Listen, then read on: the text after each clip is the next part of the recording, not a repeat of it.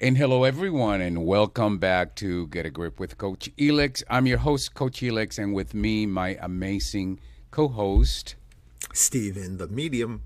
Steven the Medium. My amazing co-host, my amazing husband, is in the house. And today, Steven, we are talking about the grief we don't talk about, our invisible losses. And that is really about the grief that no one sees, not just the loss of our loved ones or dreams that didn't happen or relationships that change, but the parts of ourselves that, sometimes we quietly let go of. And that is a subject that I think it's a subject that it's going to matter for many of us. Matters to me, and I think it's going to matter to you as well. So that's the conversation that we plan on having with you today. So you better buckle up and get ready for an amazing conversation. But before we get to that, Stephen, Sure. let's get to business. How you doing? Business. I'm doing really well. I have a busy weekend. I know. And busy. that means I have a busy weekend too. Because I'm the sidekick, the Right. security. I'm The the bouncer. one that the The bouncer. bouncer. Yeah, I carry the luggage. I I bring the coffee to Steven. I'm always there. So Sure. Sure. tell people what are you up to? Well, tomorrow I am at the Barnes& Noble in Hyannis. It is my fourth Barnes& Noble that I'm going to be doing a book signing with my book, The Suicide Gift. And it is 2 hours, 2 to 4. So 2 to 3, I sign books. And then 3 to 4, I will do readings. So it's really cool the way it's worked. I've done one in Massachusetts, one Barnes and Noble, 2 in Connecticut, and they pretty much work the same way. Is that you set up just book signing, but then there's always a little section that the managers put together somewhere in the bookstore that's sort of as quiet, if you will, as possible. And they just get some chairs, and I get to do readings. So it's such a cool book signing because it's talking about how suicide brought me to my greatest gift. So I get to talk about suicide and relate to anybody who's been affected by suicide, whether directly or indirectly. Then I get to do readings, and that's tomorrow.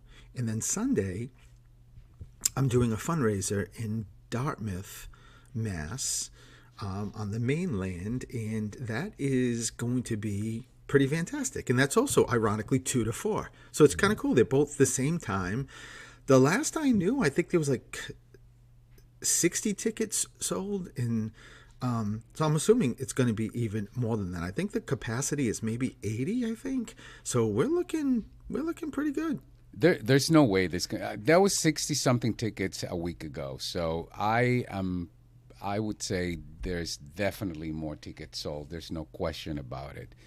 So, that's going to be a busy weekend. But if you are interested in getting to see Steven, getting a reading, getting to meet me, because I'm always part of the entourage. That's true. Those are 2 places. And, Barnes & Noble's in Hyannis here in the Cape. That's actually just a beautiful bookstore. It's very large, and it's always fun. You always get a good group of people. So I'm excited. I'm looking forward to that. I've wanted to get to the Hyannis one because obviously it's the only Barnes & Noble on the Cape. Mm-hmm. So I really wanted to get into that place, and shout out to Lynn because she's the manager, and we love her, and she set this up. And I think it's a really cool time of year too. It's the last weekend before Halloween, so it's it's a good time for spirit to come through. So what does that mean? That, on Halloween, they all come out loud and clear? Listen, that's what they tell me on All Hallows Eve. For me, it's a little bit different because in my brain, clearly dead people think every single day is Halloween with me. So Halloween is here every day. Yeah, every day yes, that is true. And that would not be an issue. Even though after Halloween, we do get super excited to go right into Christmas mode. Yes. So Yes, we do. I love Christmas. I can't wait. And so Stephen, what else is going on? What else would you like to share with our amazing listeners? All right, I got so much. It's gonna like pick and choose. What am I gonna speak about? Well, with the time frame I have. That's never been an issue So, for you, first no, of it's all, not. It's because not at all. often I have to like remind you we don't have enough time, Stephen, because you talk to Really? everyone about Really? anything. Yes, you do. Seriously? Yes. Okay, well, this is something that I think is going to be relatable to at least some people. So, over the past month and a half, because I don't think I talked about this, I decided to join a gym, and I went there 4 times and ultimately left. Not because of the gym. The gym, they were great. It was a very small group. It was like 3 or 4 or 5 of us, and it was all girls. It was really great. The owner I love and whatnot. But I mean, even if I brought this up before, the point of this is, I think in life, you just have to know what works for you to make it work. Because I've never joined a gym. As I've said many times on this show, and that people know me, I am a runner. I was out there this morning and ran 4.5 miles in the back tracks and the trails and the cranberry bog, which is just it's the place I love. But I also wanted to increase body strength, like upper body, because and don't say a word when I say this, Elix. Running covers my calisthenics, right? Good. Yeah, of course. 1970 calls. They want your language back. I'm telling you, Calisthenics. I swear to God, there is a promotion on Instagram about, it looks like it's sort of centered towards guys, and it does not say cardio, it says calisthenics. I'm like, Okay. I love they're bringing that back. So in any case, okay. so that's why I wanted to go to the gym, but it didn't work for me. I just didn't feel, I didn't want to be there. I didn't want to be told what to do. And for many reasons, I think people that don't like going to a gym, there's probably a lot of maybe reasons why. But for me, it's just not my gig. And so I've catered exercising for my upper body and added every single day push-ups and sit-ups, and I have some weights here. I got to tell you, I've never felt so good in my life. Because and you look amazing, Stephen. I mean, you've lost. I mean, those of you who know Stephen, who've seen Stephen, even if it's on social media, he's not fat. He's never been fat. But you've lost weight. And yeah, like 15 pounds. Yeah, you look, and probably people are saying, "What? 15 pounds? How is that possible?" Well, it's possible. You just look so trimmed, so fit. So. Well, thank you. But the point of this is, you regardless of where this lands in your life, you just have to really take a second to tune in internally and just really ask yourself the question of, what do I want? Like what works for me, and not pull in external stuff of, well, this is what everyone else does, and this is why they look like this, or this is the job, whatever. I mean, you have to start from yourself, and once you just have to come from that authentic place, and when you do, everything just feels so much better, and whatever result you're looking for, regardless of what area in life you're in, your results get there quicker. Yeah, and that's one of the things, Stephen, that I've always admired about you. You just know who you are, and you are unwilling to compromise that. And that is not easy. Like, I know personally, I know who I am, and I know I'm a force to be reckoned with. And I also know that I don't have that same force and power that you have when it comes to recognizing, no, this is not for me, and it's just, I'm not going to change because it's just not for me, period. So I really do appreciate that, and I think that sends a very important message to all of us. I love it. Almost. It's almost like I feel like I'm getting an award. I'd like to thank everyone who supported me. It's been You a are really getting an great run. award. I'm the award. Let me newsflash. I'm the award. So, good congratulations to you. But listen, there's a couple of things I wanted to say. I'm gonna go into this one first. So one of my pet peeves is when we go to whether it's a restaurant or service of any kind and they miss the boat with the basics, customer service, listening to the customer, and really learning to appreciate the customer's point of view. And you and I had gone out to dinner to this restaurant in Duxbury, and it's a great place. And the last time, Stephen is a pescatarian. Those of you who know, he doesn't eat any meat, only seafood. And you order a seafood, or you wanted to order something that was described as a seafood dish, but it also had, ironically, a salad with bacon vinaigrette. And you Hmm. ask, can they substitute that because you don't eat any animal based products? And they wouldn't. And the explanation was the chef didn't want to compromise on the dish. And that to me was like such a turnoff. And I was so upset. So I wrote what I thought was a pretty awesome letter to the restaurant, and I posted in my review, and it was not, it was not, it was respectful, but it was pretty straightforward. And I tell you, again, that's a classic, in my opinion, that's a classic case study of what not to do ever. And the GM, and I'm going to acknowledge the guy, Matt McQuinlan, sent me an email back. And I have to say, Stephen, I was blown away by how he literally listened to everything I said, did not make any excuses whatsoever, and really took 100% accountability for missing the boat and promising that he is going to do whatever it takes to make the service better for other guests when they come to the restaurant. And I thought that was pretty amazing, Stephen.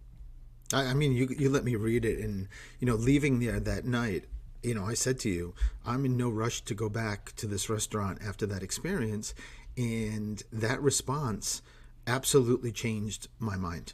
Yeah, It yeah, it completely changed. It changed my mind in this in even regards to going there and seeing if he's around, just to really thank him for that response and listening, and it really, he turned it around.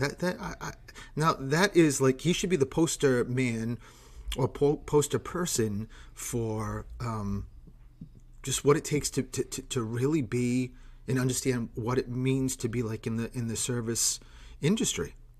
absolutely. So he went from a case study of what absolutely not to do ever from a customer service perspective to a case study of how to actually respond Yeah. in a way that can turn a real bad experience into a positive experience for a customer. But now I have to turn our experience into an experience of taking our first commercial break so that we can get on with the show. And so we're going to take a break. And when we come back, we are going to talk about the grief we don't talk about, our invisible losses. So tune in. We'll be right back.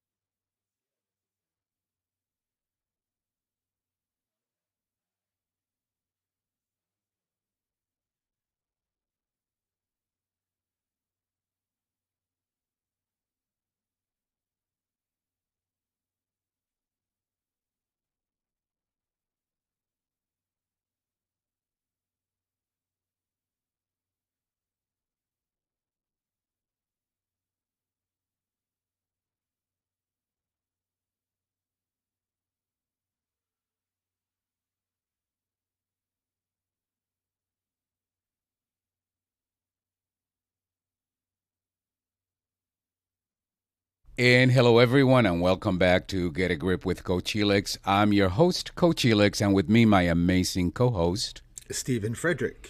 Stephen the Medium, who is also my amazing husband of going into 33 years in April.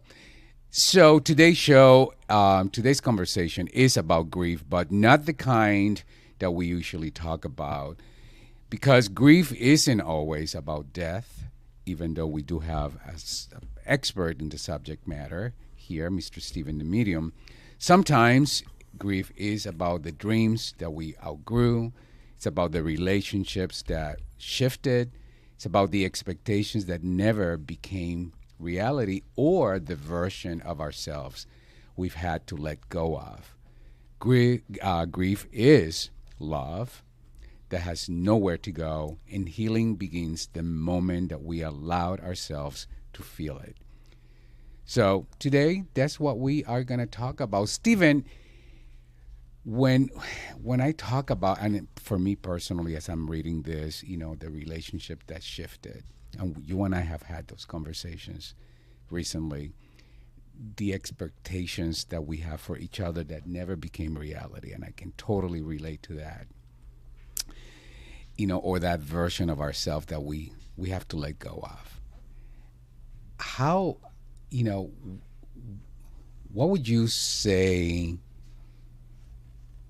is a good way to deal with that kind of grief? You mean grief, like the loss of something that's part of you internally, you mean? Yeah, so because, the kind of grief that we're talking about is not the traditional, right? Grief that we often relate to. Somebody dies and we have to grieve that loss. Right.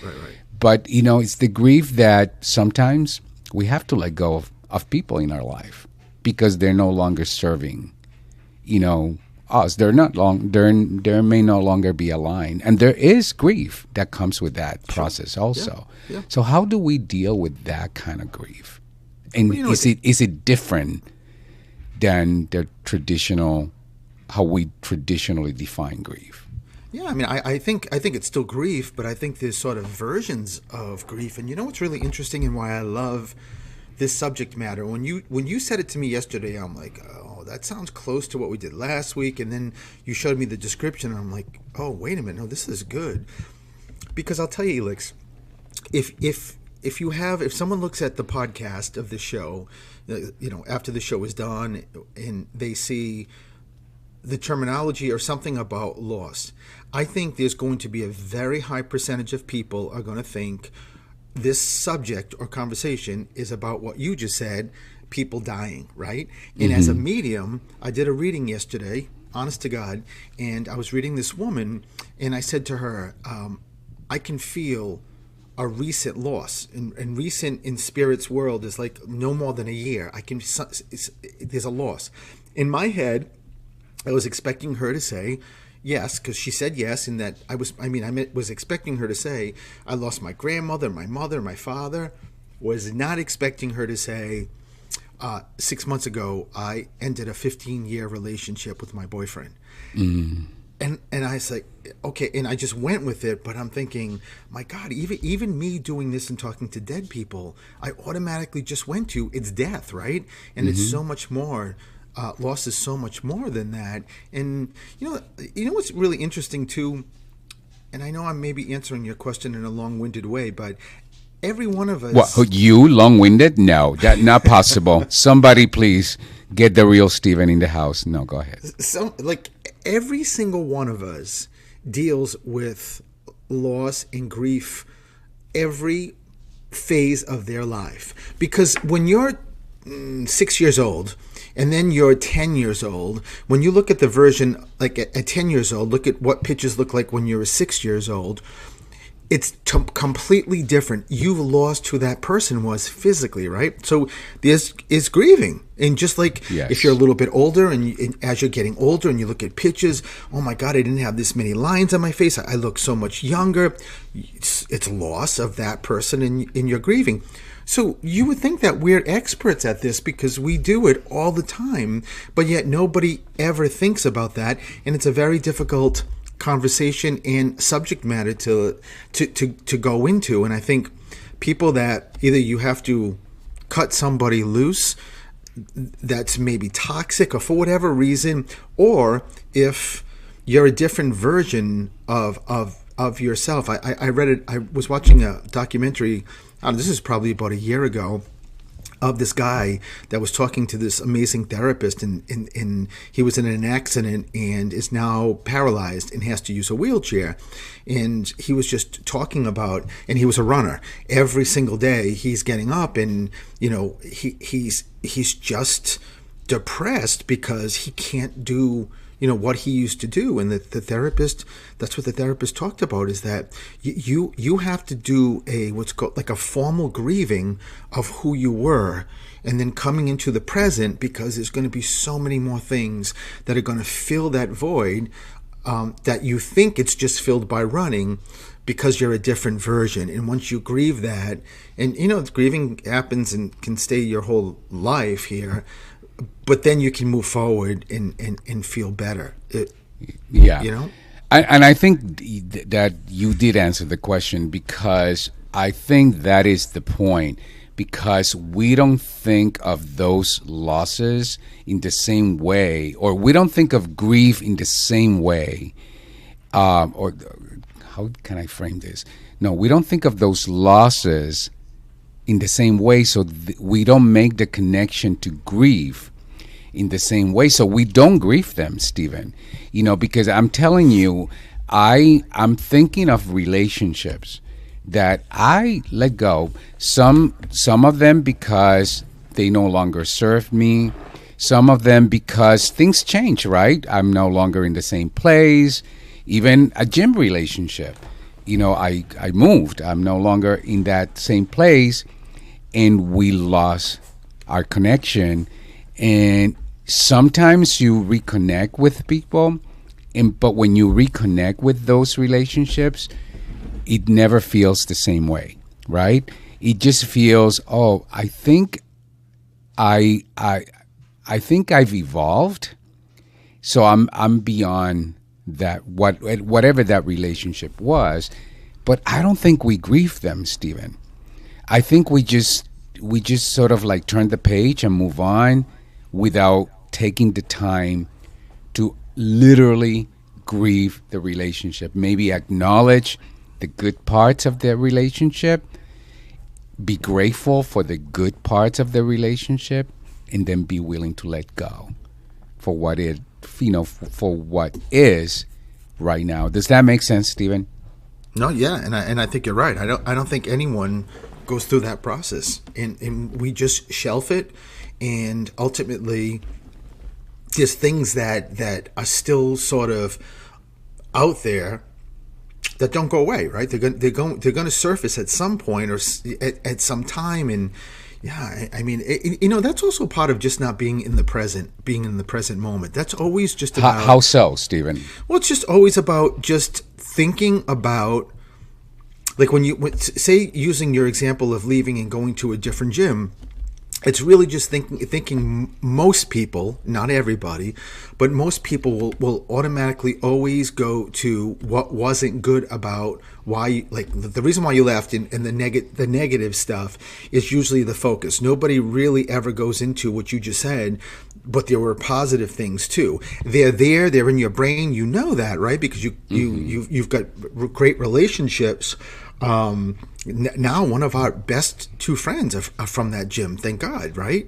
And now if you're in that place of always thinking of thinking of that perspective that it was negative, that's just the past. It's right. not the present, as opposed to just being. Like a grieving process could be like being in the new gym, like say walking in, even before you get there, it's 6 a.m, and you're walking in and thinking, I am so grateful and appreciative that what happened in the last gym brought me to this gym. It's the present, and I really love being here. But sometimes, Stephen, because I can, I use that as an example, but sometimes the loss is not that black and white. So, for example, I can think of a relationship from a job like 15 years ago And I thought I had a very close relationship with this individual, and then they stopped taking my call. And then I realized that they even blocked my number, or that they weren't even responding to anything.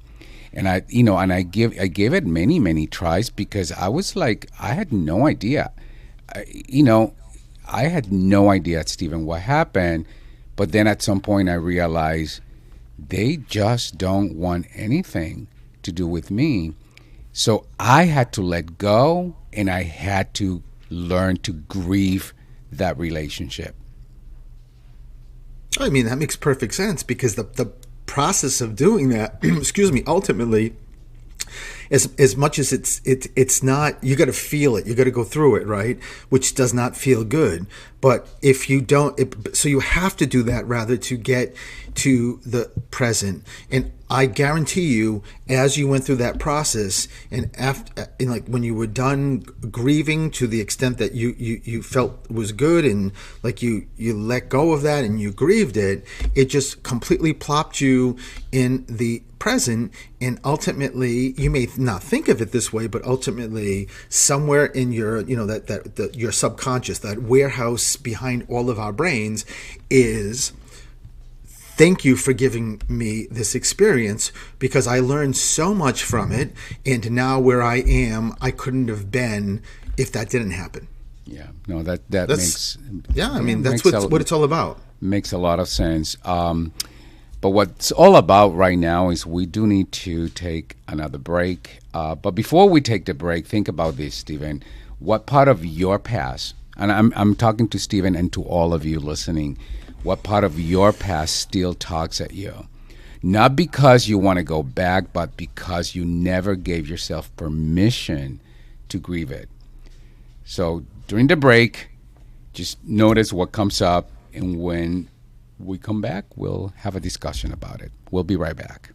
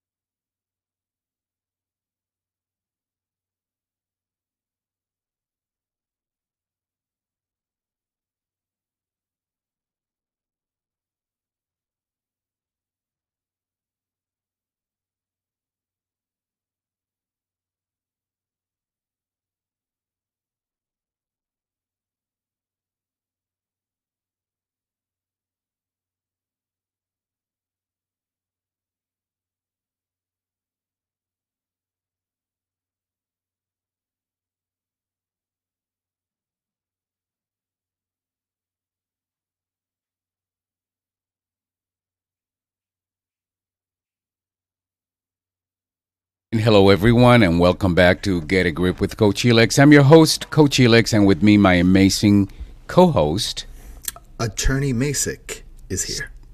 also known as Stephen the Medium, also Yes. known as my amazing husband.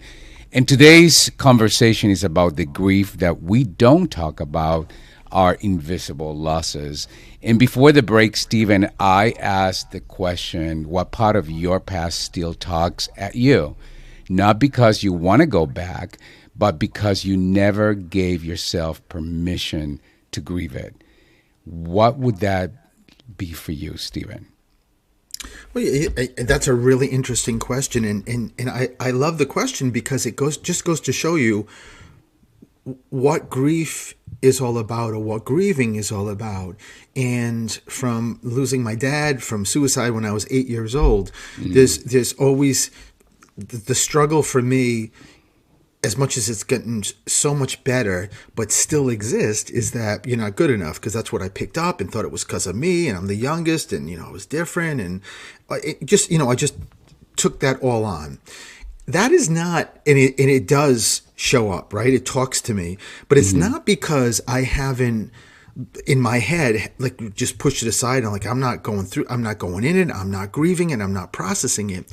It's because I'm in the process of grieving it, and the wound is so deep that it's not something that I can just grieve in a particular amount of time. For God's sakes, it's been 8 years old it started, and it's still, granted, it has a less intensity and less grip on me, but it's still there, and it talks to me periodically, and again, granted, less than it used to, much less than it used to, but it's not because I haven't grieved it, it's because I am grieving it, and it has taken this long, and I know this is going to be just one of those things that's just going to be there for until I pass away, and all I can think of in my journey is to just be able to handle it better. Yeah, I hear you and I understand it, Stephen, because I see you. I've been living that with you for the last 32 years. For me, when I first thought about this question, the part that came to me right away, Stephen, was my memories of high school. I did not have a good high school experience. Now, I promise you, my high school friends, who I'm still connected with, will tell you, what? You were like the happiest, the most outgoing, the most this, the most that, the most popular. But high school for me was a nightmare. And I didn't realize how much it still talks at me, and why I never gave myself the opportunity to grieve what that was not for me, or that what it was, is because, and I talked to you about this. When I'm connected with a lot of my my high school friends. They even have some Facebook class reunion page, whatever. And I noticed I want nothing to do with it, Stephen. And I didn't understand why. And at some point I said, well, I've turned the page. I'm just in a different space. I don't have much in common. I am connected to the people that I'm the closest to, but I didn't have that interest in going back to that space. And what I realized is the reason for that is because I never gave myself permission to grieve what that experience was like for me. And to be honest with you, I'm almost like doing it as I'm speaking about it now on live radio. I think that is just, it is very intense when you can figure this out, and I think that's where you start, right? Is being aware of why you're feeling a particular way, and being aware of what you need to do to get to a better place. And that's also when, you and I always love the grace, the word. This is when you give yourself grace, and it's not about how long it took. It's not about, it's the grace is that you are figuring it out, and you're going through this and processing this, and you have to, always remember that there's, this is not an easy thing, and there's many people that go through life born and die that never ever have that awareness. Yeah, and I'm as I'm listening to you, and we're having the conversation, I'm also learning, Stephen, that when we don't deal with that grief, it shows up in disguise, often as anger, often as a form of anxiety, and often as numbness. And for me, I can tell you, I'm curious how that has shown up for you in disguise. But for me, I can tell you, and I remember telling you this, going back to the high school experience, there was this man, this guy who went to high school with me, who sent me a Facebook request. And I looked at the request and I thought to myself, what? I have no interest in being, I was not friends with you in high school. What makes you think I am interested in being friends with you as an adult? So I was like, delete, never even acknowledge the request. Years later, last year, as a matter of fact, he committed suicide, Stephen. And it just left me feeling, thinking, wow, Elex, maybe I could have done better. And as I'm thinking about that, I felt almost like angry when he sent me that Facebook request. And now I'm realizing that that's because that part of me that I had not grieved, and it was showing as a disguise in anger. And now I go back and I think about it, and I'm saying, well, I could have done better. I could have shown up as the better version of myself. What are your thoughts about that, Stephen? Well, you did tell me about that. And, I think most people would understand, Elex, why you did what you did. I think the majority of people, if not everybody, would say, I get it. But I think it's also because this is when we're here in the physical world, right? I hear this almost every single day when I do readings and I'm talking to dead people and I'm giving these messages to people, is that this is the school. This is where we're coming to learn and to, understand our meaning, but just to keep getting better on this journey.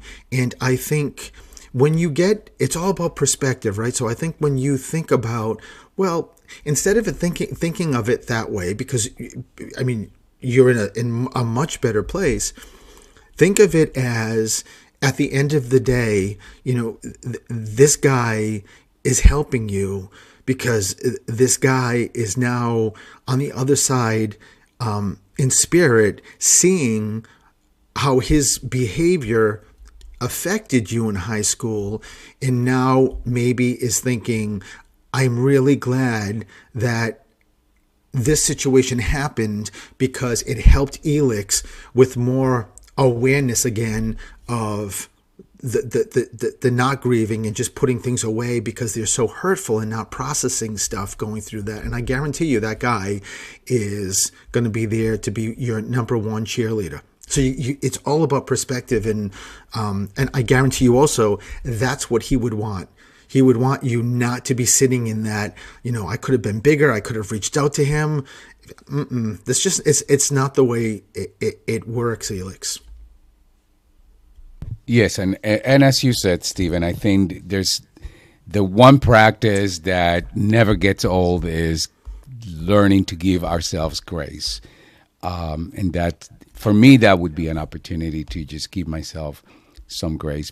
Of course. And again, this subject, listen, part of why we love doing the show, part of why we love doing what we do, both for you, Stephen, as a medium, and for me as an executive and life coach, is because we are in the journey. These are not conversations, by the way, that we just come up with, and we're not living, or we're not experiencing this with you. No, we are in the game. We are walking the walk. This is all stuff that, just like anyone else, our humanity is right in front of us, and we are living, these experiences ourselves.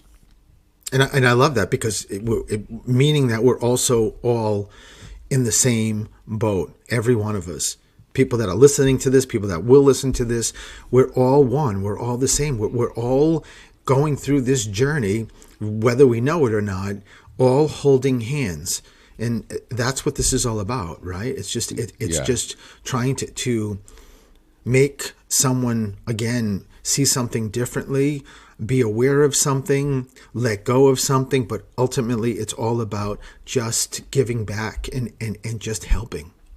I love that. It's a reminder of, the purpose-driven life that we are so committed to living, and why we love doing what we do, and why this show is so meaningful to all of us. And I'm hoping it's just as meaningful for you, all of you who are listening. So if you're just joining us, we're talking about grief in its many forms, and this is the invisible kind. And here's something I want you to consider as we step into our next break. So the question is, what part of yourself have you had to let go of? And have you honored that loss, or just moved past it without acknowledgement? So it's a really thought-provoking question. What part of yourself have you had to let go of? And have you honored that loss, or just moved past it without acknowledgement? We're going to take a small break. We'll be right back.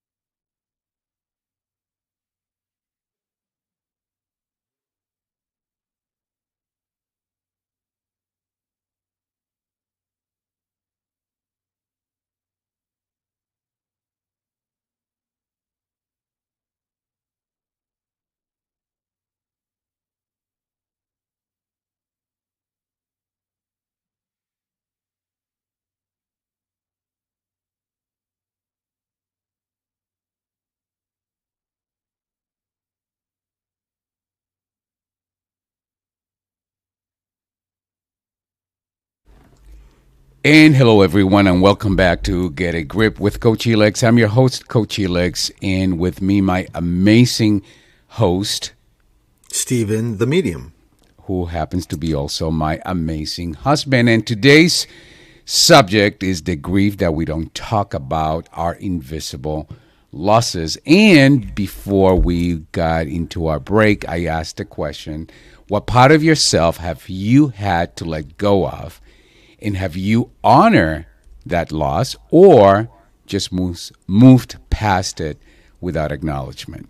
So let me start with you because last break I just took over and I didn't give you an opportunity to give your answer to the question. So Stephen, what part of yourself have you had to let go of, and have you honored that loss, or you just moved it without acknowledgement?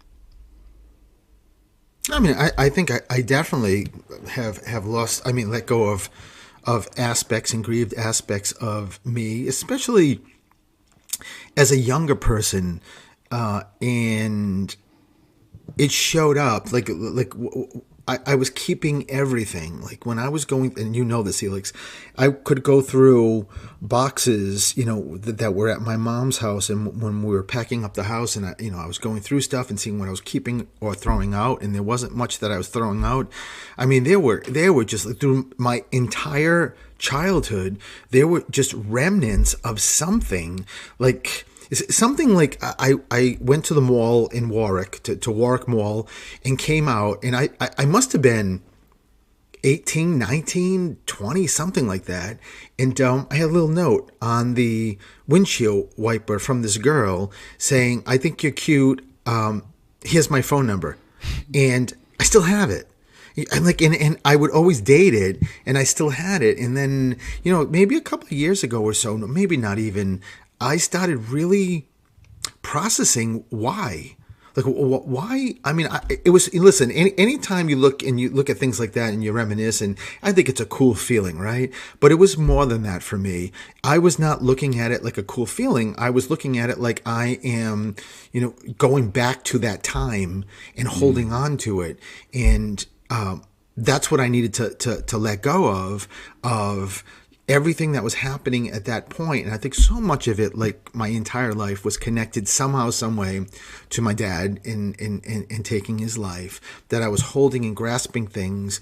But I did. I mean, I let that go. I let that, that experience, or I put it in its place, that's part of me, in that, but it deserves its own place. I can't stay in the present and be in the past at the same time. And I think I did a good job with grieving it. Yeah, that is just such an insightful way, Stephen, to look at that. I do have a question for you.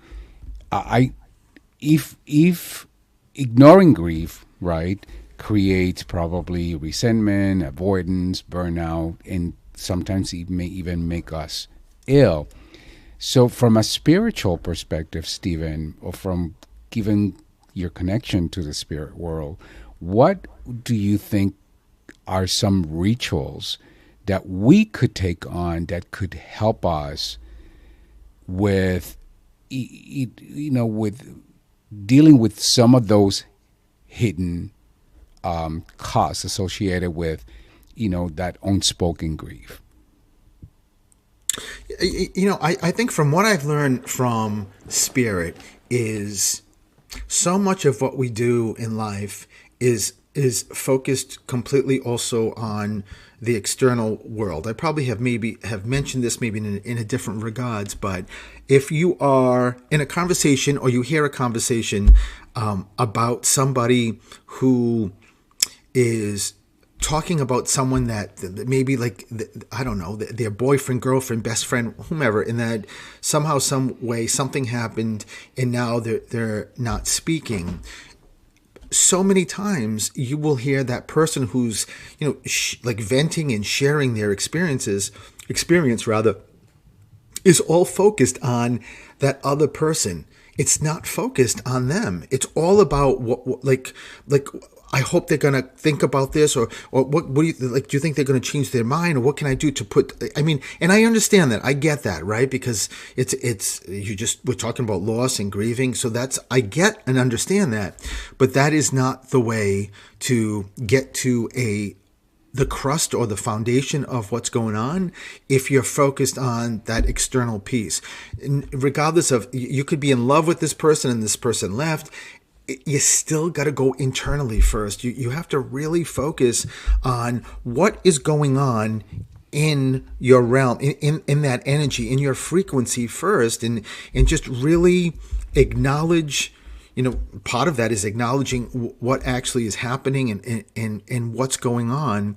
But you get a different perspective even when you start that. Even if you do one simple thing of, okay, let me just like run through chronologically internally how I have felt so far, like with everything that's happened, like what are the emotions I'm dealing with, like where have I been on a daily basis, up, down, or both? Or when you start doing that, immediately you're shifting out of the external world, coming in internally, and I'm telling you, everything will start changing. The perspective changes, your energy changes, and the challenge is going to be so much easier, or the grieving or the loss, than if you didn't do that. Yeah, and for me, I've learned, Stephen, that often practicing, affirmation statements make a big difference, because just as I'm listening to you describe, your perspective from the spirit world, I can tell you guys, if I stick to that experience of, what my high school experience was like, and why, I never realized that I had to grieve the experience itself and what it wasn't for me. It's been a long time, and I realized that avoiding dealing with that grief doesn't make it disappear. It doesn't go away because we ignore it. It actually sits there, and the longer it sits, the worse it feels for us. And and as you know, Stephen, I'm doing a lot of personal work right now, and it's allowing me to embrace the sadness, to embrace the loss, to embrace the all of those feelings that maybe I talk away. And what comes with all of that is healing. And that's what I'm starting to feel, healing as part of the process. I don't know if that makes any sense for you, Stephen, but yeah, I mean, it absolutely does. And I think the greatest thing to think about grief is, if you're not going there and you're not acknowledging, you don't want to go into that loss. You don't want to process it.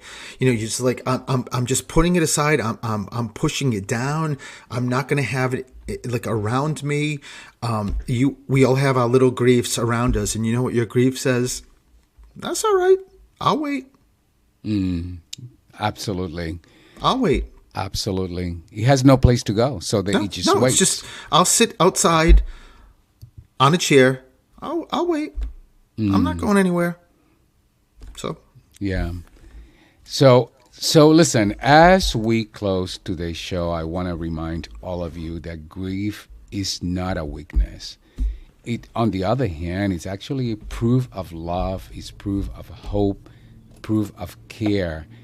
And every dream you outgrew, every expectation that never came true, every relationship that changed, and God only knows, all of us have many of those.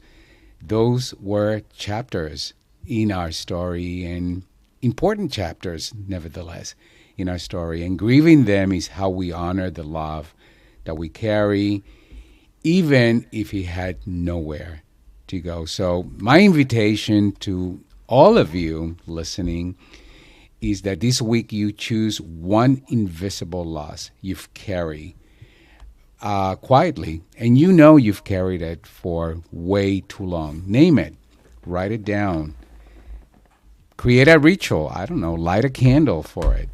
Share it with someone that you feel safe about. Give yourself permission to feel that grief, and in doing so, allow it to begin to heal. So I love today's show, Stephen. I love our conversations, to be honest with you. So I hope you guys listening loved it as much as I did. Steven, how about you? Did you love it as much as I did? Yeah, this is it's one of those conversations that we don't really ordinarily or automatically think about. So I think when we get into that place and bring this up, it really makes people start thinking, and that's all we want is thinking to get better. Yes, and a reminder that next week we are not going to be here because we are headed to New York City with two of our best friends, Krista, Christmas, and John, who somehow are not listening today. So I don't know what's up with that, Stephen. But No, they're at a wedding. yeah, it's been noted. I don't care. The radios do work in the car. So we will not be here.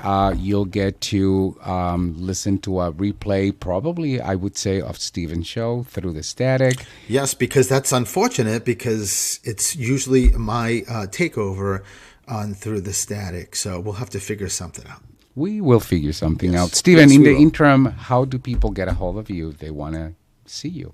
Well, you can see me tomorrow, 2 to 4, at the Barnes & Noble in Hyannis, or Sunday, 2 to 4, at the Council on Aging in Dartmouth. I'm doing a fundraiser there, too, and everything can be found on my website, Stephen the Medium, as well as social media. Beautiful. And you can reach me at Coachilex anywhere on social media. So have a wonderful weekend until next time. And remember, be bold, be kind, and stay in the conversation. We'll see you in 2 weeks. Bye-bye. And thank you, Jim. Thank you, Jim.